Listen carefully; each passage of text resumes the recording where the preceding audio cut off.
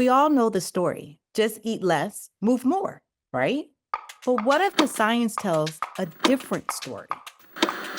In just 5 years, half of all US adults are expected to be living with obesity. And yet, the way we talk about obesity hasn't really changed.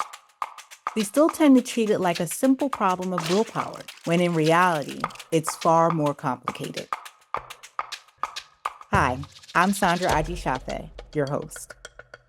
In this story, you'll hear from people who live with obesity, alongside experts who will break down the biology, mental health, and stigma behind it, revealing why it's so much more than just a number on a scale. Let's begin with Liz. She's lived with obesity for as long as she can remember, and her story might sound familiar to many. Hi, I'm Liz, and I learned really early on that my weight was a problem. I was a kid living in a larger body, and I really didn't know why. I was an active kid. I played soccer. I biked around the neighborhood. I ate all the same foods my sister did. I didn't have junk food in the house, but I still had a larger body. Everyone said, "This is your problem. Why can't you fix this?" I heard it from basically all sides, from my family, particularly from my mother. I heard it from the gym teacher, the doctors. And I would ask myself, why can't I fix this? Why am I not smart enough? Why am I not motivated? Why am I so lazy? Well, I was never lazy about it. I was working on it constantly. I was always trying to find the right diet, the right exercise program, the right whatever it was to fix me. And there was never a fix. It was demoralizing, and it was frustrating, and it was heartbreaking. And I was never good enough. As we heard in Liz's story, living with obesity can be confusing and isolating. People are quick to judge, but for those living with it, the answers aren't always clear. Here's Dr. Maria Wilson to explain the biology. A long time ago, our ancestors' bodies held onto energy and craved high-calorie foods because famine was a constant threat. To help our ancestors survive famine, the body developed an alarm system to prevent too much weight loss, but it never evolved to prevent weight gain because extra fat was a survival advantage. For women, storing fat was especially important for reproduction, which helps explain why weight gain often affects women differently than men. Now, today, for a majority of people, food is everywhere, fast and cheap and designed to be irresistible, but those same survival instincts are still wired into us. Add today's food environment, processed foods, larger portions, combined with less movement, weight gain becomes much more likely. And once the weight is gained, the body works hard to hold on to it, believing it is helping us survive. But in the case of obesity, it ends up working against us. Here's how our bodies work.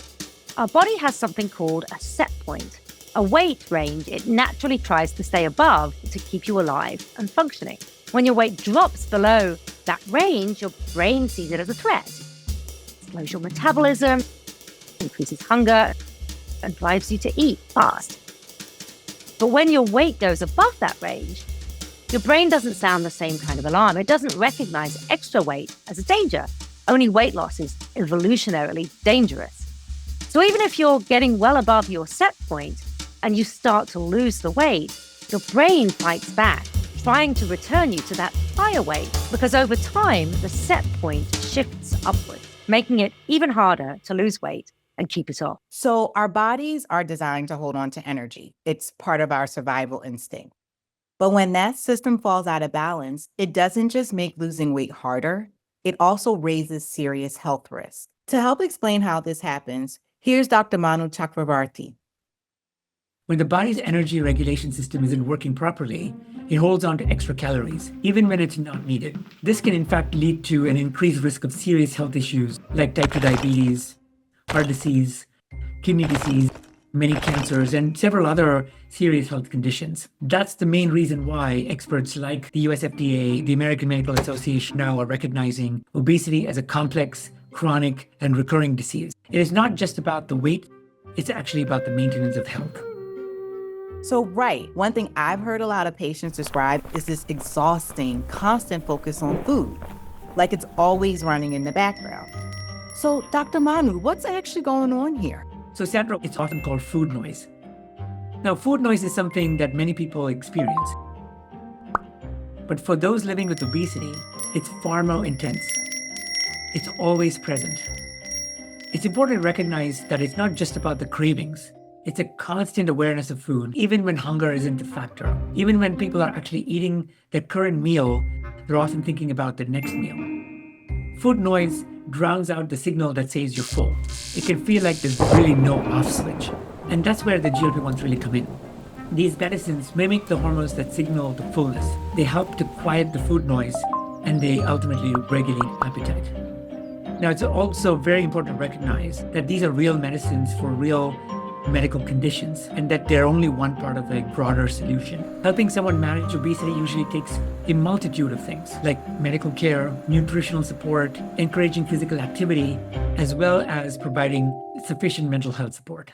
As we learned, for people living with obesity, it's a constant struggle against judgment, shame, and their own biology.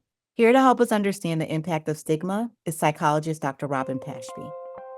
For people living with obesity, in my experience, it's not just sort of depression and anxiety, like from a biochemical point of view, from serotonin or norepinephrine, but it's also just from repeated traumatic experiences, microaggressions, macroaggressions, childhood experiences, everything down to like not being able to fit in a chair at a movie theater. It's like, how many ways can the world suggest to you that you don't belong here? And how are you supposed to maintain mental health in an environment like that? Weight bias, it accumulates over time, over the course of a lifetime, in fact. And it's not only unjust, but it's cumulatively traumatic as well. So people internalize those societal beliefs and believe them themselves. And that leads directly to shame, depression, anxiety, disordered eating, and quite often the avoidance of healthcare altogether. It wasn't until age 37 that I learned that obesity was a disease, and that I learned it's not your fault, but it is your responsibility. I had lived my whole life in a larger body, but no one had ever told me I had a disease. Everyone told me I had a problem to fix, and I was the problem.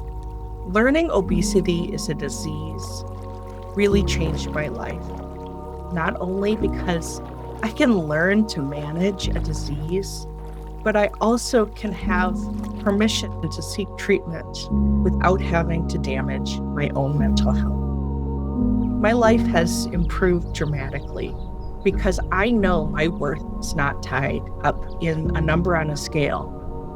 I'm going to be fighting this disease for the rest of my life, but I know so much more than I did back then, and I'm so much more empowered and stronger as a result. Obesity affects millions, but understanding the challenges people face is the first step toward real change. Because how we understand obesity shapes how we approach it, and that understanding can be the beginning of real progress.